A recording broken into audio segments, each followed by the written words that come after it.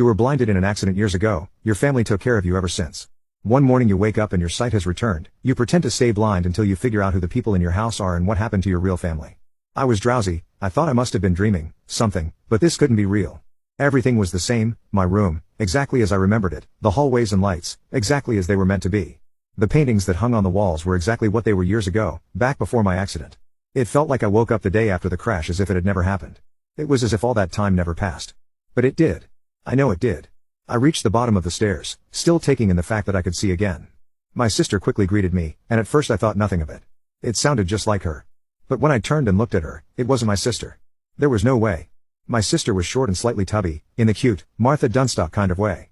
She had long brown hair, and thick glasses. Even if she were years older, there's no way that this tall, extremely skinny blonde girl was my sister. She was Heather Chandler to my sister's Martha. I smiled as genuinely as I could through my shock, and greeted her back, walking towards the table. At it, sat my father and brother. Laying at the base of one of the legs of the table, sat a dog. A dog that was supposed to be German Shepherd. A dog that was actually an Alaskan Husky. What was going on? My dad greeted me lovingly, and invited me to join them at the table. The man who was tall and large looked somewhat like my father, but the long black beard my dad was so proud of was gone. Replaced by a brown goatee. The glasses my dad had donned were also gone. This man had no glasses, and his face was slimmer, and albeit, friendlier. Again, he sounded so similar to my dad, but it wasn't him. As I sat down, I investigated my brother. The larger kid that was my brother, the sporty, bully-looking kid that was truly a sweetheart was not what sat there. It was like I was looking at the athletic kid from the clothing magazines, well-built, lighter brown hair that matched my father's, the popular kid look. Who were these people? I looked in the direction of my father. Is Mikey here? My brother chirped up. I'm here. Sorry. Morning. Sounded just like my little brother. My sister sat next to me as my mother walked into the room with a few plates of breakfast foods. Except this wasn't my mother either. The loving look of my well-mannered mom, the woman who always had a new color streak in her hair every month, was replaced by a tall blonde woman, with a few tattoos on her arms, and a supermodel smile.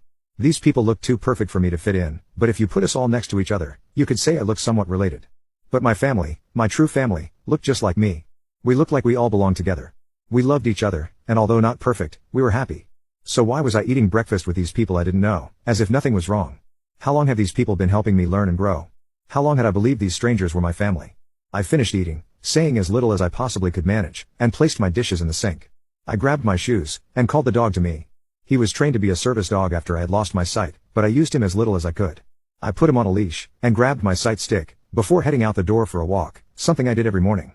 I chirped a quick goodbye to my family before closing the door behind me and taking a look at the neighborhood. And there it was, my house. Right in front of me, across the street. I looked at the house next to it. It was my house. All of them, they all had the same house number and everything. I blinked, shocked. And when I looked back again, I was on the street I grew up on. The house across the street had the red garage door like I remembered from when I was a kid. I blinked again, and every house on the street was mine.